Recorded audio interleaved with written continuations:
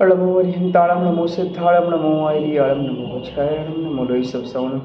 चंदाप्र भगवान की जय, महावीर भगवान की जय, चंद्रमती दक्षमती माता जी की जय। हनुमान का लंका को प्रस्थान। श्रीभूत नाम का दूत शीघ्र ही आकाश मार्ग से लक्ष्मी का निवास श्रीपुर नगर अनेक जिन भवनों से शोभित वहाँ गया। वहाँ सुवर्ण रत्न समान मंदिर, रमणीक उपवन आदि नगर की शोभा सुंदरता एवं लोगों को देख आश्चर्य को प्राप्त हुआ। उन्हें इंद्र के महल समान राज मंदिर की अद्भुत रचना देख चकित हो गया। हनुमान की पत्नी अनंग कुसुमा खरदूषण की बेटी, उस हिसाब से रावण हनुमान जी खरदूषण के दामाद हुए। खरदूषण की बेटी तो खरदूषण ससुर हुए ना, हनुमान जी के ससुर हो गए। खरदूषण हनुमान के ससुर हुए। हाँ, रावण माने ससुर हुए। हाँ हाँ, रावण जी जमाई हो गए ना। खरदूषण तो चंद्रनखा का पति और चंद्रनखा बहन थी तो भांजा हो गया ना, भांजा दामाद हो गया। हाँ, भांजी दामाद। खरदूषण की बेटी रावण की भांजी, उसको खरदूषण पिता के मरण का शोक, कर्म के उदय से शुभ अशुभ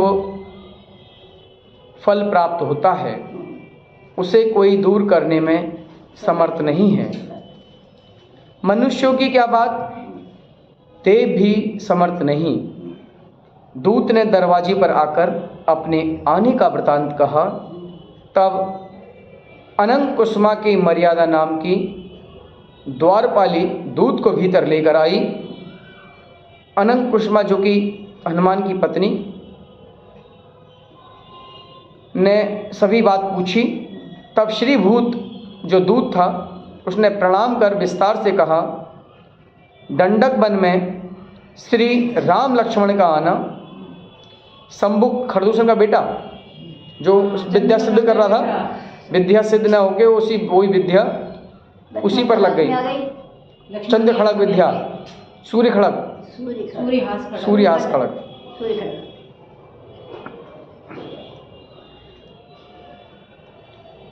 शंभुक का मरण, खरदूषण से युद्ध, बड़े बड़े योद्धाओं सहित खरदूषण का मरण, यह बात सुन अनंग कुसुमा मूर्छा को प्राप्त हुई। तब चंदन के जल से छींटे लगाए, सचेत होकर आंसू निकालती हुई विलाप करने लगी। हाय पिता, हाय भाई, आप कहाँ गए? एक बार मुझे दर्शन दो, बात करो। भयानक वन में भूमि गोचरियों ने आपको कैसे मारा? इस प्रकार पिता और भाई के मरण से महा दुखी हुई। महाकष्ट से सखियों ने शांति दिलाई। तब यह जिनमार्ग में प्रवीण संसार के स्वरूप को जान लोकाचार रूप पिता के मरण की क्रिया की। उन्हें दूत को हनुमान महाशोक से भरे सभी बात पूछते रहे। दूत ने सभी बात विस्तार पूर्वक कही। हनुमान खरदूषण की मृत्यु के कारण क्रोधित हुए, भौहें टेढ़ी हो गई, मुख नेत्र लाल हो गए। तब दूत ने क्रोध को दूर करने के लिए मधुर वाणी से विनती की, हे देव, कि है कांदपुर के स्वामी सुग्रीव को दुख हुआ, वह आप जानते ही हो, साहस गति विद्याधर सुग्रीव का रूप बनाकर आया। उससे दुखी होकर सुग्रीव श्री राम के चरणों में गए। तब राम सुग्रीव का दुख दूर करने के लिए यह कंधापुर आए। पहले सुग्रीव और साहस गति का युद्ध हुआ, वह जीत नहीं सका। पुनः श्री राम के और बनावटी सुग्रीव के युद्ध हुआ, तब एक अतिशय हुआ कि श्री रामचंद्र जी को देख बनावटी सुग्रीव के शरीर में जो बैताली नाम की विद्या थी वह भाग गई। तब यह साहस गति का असली रूप प्रकट हुआ। महायुद्ध में श्री राम ने साहस गति को मारा, सुग्रीव का दुख दूर हुआ। यह बात सुन हनुमान का क्रोध दूर हुआ।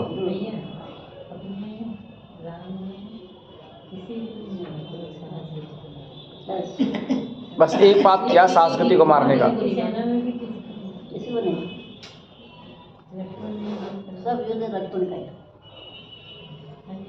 फिर भी उसी सबको बांधा, पर उसी भव से जो है अपने आप तरह गए, सारे कर्मों का क्षय कर लिया।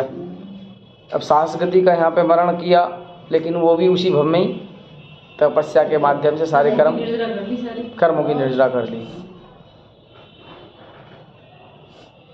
यह बात सुन हनुमान को क्रोध दूर हुआ, मुख कमल खिल गया।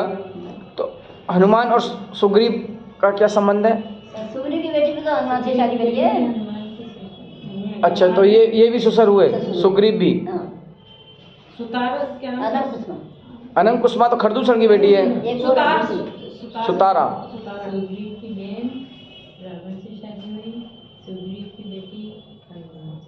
दोनों संबंध है। सुग्रीव की जो बहन है वो रावण, सुनो, सुग्रीव की बेटी राम से भी शादी हुई। अच्छा, राम, रावण और हनुमान तीनों से शादी हुई सुग्रीव की बेटियों की। तो राम की तो एक ही थी ना, सीता। नहीं तो एक ही थी। 8000 रानियां थी राम भगवान के। तो वैष्णव जो मत है उसमें तो खाली सीता ही मानते हैं, और 8000 रानियां हैं। 13 कन्याओं से शादी हुई है, 13 कन्या सुग्रीव की 13 लड़कियों से शादी हुई है राम की। अपने में तो हनुमान जी की भी हुई है। इनके में हनुमान जी की, लक्ष्मण ने तो कहा नहीं। हनुमान जी और सुग्रीव साड़ू हो गए। ना राम और रावण कृपा से सब रिश्तेदारों में युद्ध हुआ है। एक मेरा क्वेश्चन नजर आ गया, आप रोकना चाहते हैं? सुग्रीव का कुल अकीर्ति रूपी सागर में डूब रहा था, सो शीघ्र ही बाहर निकला। स्वर्ण कलश समान सुग्रीव का गोत्र अपयश रूपी गहरे कुएं में डूबा था।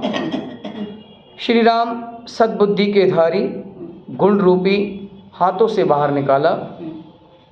इस प्रकार हनुमान ने राम की बहुत प्रशंसा की एवं बहुत प्रसन्न चित्त हुए। सब खुशी हो गए ना साहस गति को मरण करने के बाद हनुमान की दूसरी रानी सुग्रीव की पुत्री पद्मरागा पिता के एक घर की माने दोनों ही देखो, एक पिता के सुख का अनुभव कर रही है, एक पिता की दुख का।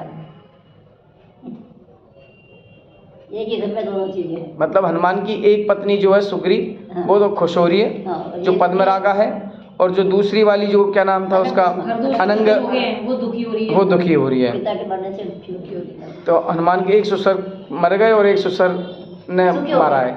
ससुर राज मिल गया। राज संसार की लीला है। उसने उत्साह होकर दान पूजा अनेक शुभ कार्य किए।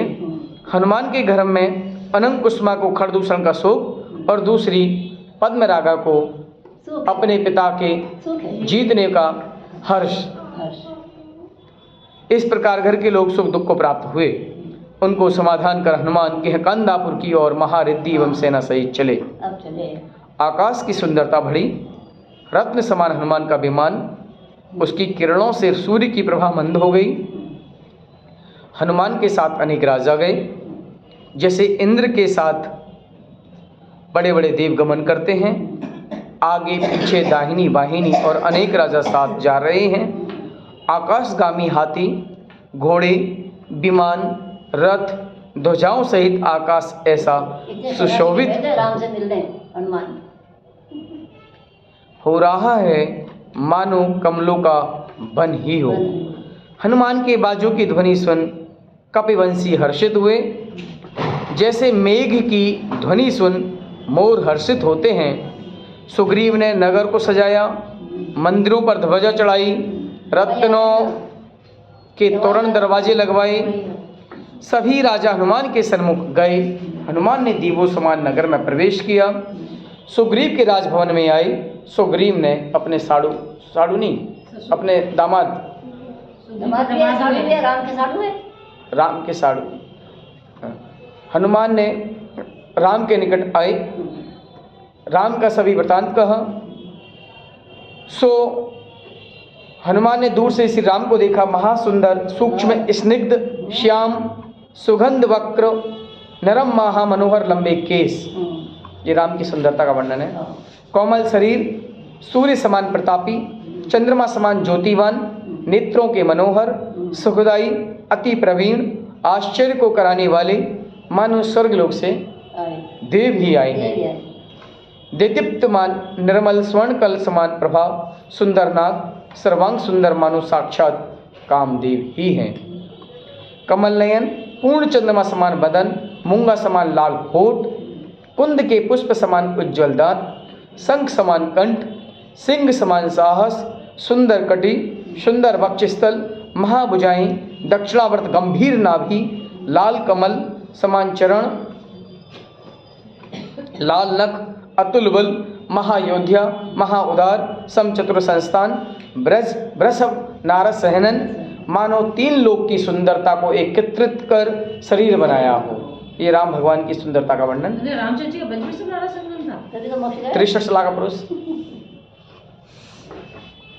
महाप्रभाव संयुक्त, परंतु इनको वैसे कोई नहीं हरा सकता था बजरंग से नारा संबंध इनका। परंतु सीता के वियोग से व्याकुल मन, मोहकरम, मानो मोहकरम हो गया, और क्या, महादुखी, मोह अनादि से लगा हुआ है जीव के साथ, मानो सची रहित इंद्र विराजे हैं, या रोहिणी रहित चंद्रमा, रूप सौभाग्य से मंडित, सभी शास्त्रों के ज्ञाता, महाशूरवीर, जिनकी यश कीर्ति जगत में फैल रही, महाबुद्धिमान, गुणवान, ऐसे श्री राम को देखकर हनुमान आश्चर्य को प्राप्त हुआ।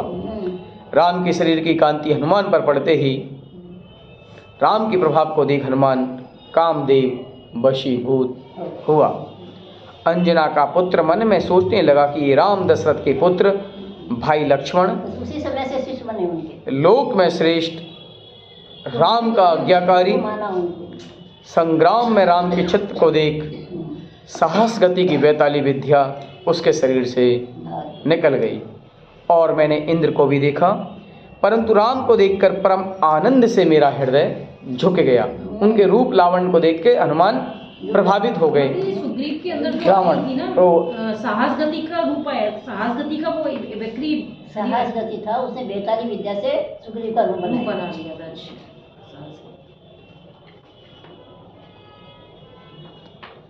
श्री रामचंद्र जी के दर्शनों के लिए पवन पुत्र हनुमान आगे आए। लक्ष्मण ने पहले ही राम से कह रखा था, सो हनुमान को दूर से ही देख श्री राम उठे, हृदय से गला लगाकर मिले, परस्पर अति स्नेह हुआ। हनुमान अति विनय सहित बैठे, श्री राम सिंहासन पर विराजे, अमूल्य सुंदर रत्नमयी आभूषण वस्त्रों से युक्त, राजाओं के चूड़ामणि, महासुंदर हार पहने, दिव्य पीताम्बरधारी, हार कुंडल सहित, नीलांबर शरीर, सुमित्रा के पुत्र श्री लक्ष्मण। नीला रंग था ना इनका, पीत वस्त्र दिखाए, पीले रंग के कपड़े, कपड़े पीले हैं। अच्छा, ऐसे शोभित हैं मानो बिजली सहित मेघ और वानर वंशियों का मुकुट। राजा सुग्रीव कैसा है, मानो लोकपाल ही है। लक्ष्मण के पीछे बैठा विराधित कैसा है, मानो लक्ष्मण नरसिंह का चक्ररतन ही है। राम के पास हनुमान बैठे, जैसे पूर्ण चंद्र के पास बुद्ध। सुग्रीव के दोनों पुत्र अंगज और अंगद मानो कुबेर ही हैं। सुग्रीव के 2 पुत्र हैं, अंगज और अंगद। कमरा में सारे बैठ के मीटिंग करेंगे ना, एक उसमें भवन में बैठे हैं, जो राजभवन होता है। सुग्रीव के भवन में। अच्छा, जैसे इंद्र की सभा में देव अनेक प्रकार की सुंदर सुगंध एवं आभूषणों के प्रकाश से सभा मानो इंद्र का ही है। तब हनुमान आश्चर्य सहित अति प्रीति को प्राप्त हुए और श्री राम से कहने लगे, हे देव, शास्त्रों में ऐसा कहा है, प्रशंसा परोक्ष करना, प्रत्यक्ष नहीं। किसी की भी बड़ाई करो तो उसके पीठ के पीछे करो, पीठ पीछे करो, मुंह पे तो चापलूसिता होगी, चाटुकारिता होगी। परंतु आपके गुणों से यह मन वश हुआ, प्रत्यक्ष स्तुति करता है। जैसे महिमा आपकी हमने सुनी, वैसे ही हमने प्रत्यक्ष देखी। आप सभी जीवों के दयालु महापराक्रमी गुणों के समूह आपके निर्मल यश से जगत शोभायमान है। हे नाथ, सीता के स्वयंवर विधान में हजारों देव जिसकी रक्षा करें, ऐसा ब्रजाभृत धनुष आपने चढ़ाया, वह सब पराक्रम हमने सुने। जिनका पिता दशरथ, माता कौशल्य, भाई लक्ष्मण, भरत शत्रुघ्न, स्त्री का भाई भामंडल, सो राम जगतपति आप धन्य हो। आपकी शक्ति, आपका रूप धन्य है। सागरावर धनुष के धारक लक्ष्मण, लक्ष्मण का था सागराव्रत और उनका था ब्रजाव्रत। लक्ष्मण जो सदा आपके आज्ञाकारी, धन्य है धैर्य, धन्य है त्याग, जो पिता के वचन पालने के लिए राज्य का त्याग कर महाभयानक दंडक वन में प्रवेश किया। और आपने हमारा जैसा उपकार किया, ऐसा इंद्र भी नहीं करते। सुग्रीव का रूप बनाकर साहस गति विद्याधर सुग्रीव के घर आया, सो आपने कपिवंशियों का कलंक दूर किया। आपके दर्शन मात्र से वैताल विद्या साहस गति से बाहर निकल गई। आपने उसे युद्ध में मारा। इस प्रकार आपने हमारा बहुत बड़ा उपकार किया। अब हम आपकी क्या सेवा करें? शास्त्र की यह आज्ञा है, जो उपकारी का उपकार नहीं करते उसके भाव शुद्ध कैसे होवे, और जो कृतघ्न उपकारी का उपकार भूलें वह न्याय धर्म से विमुख है।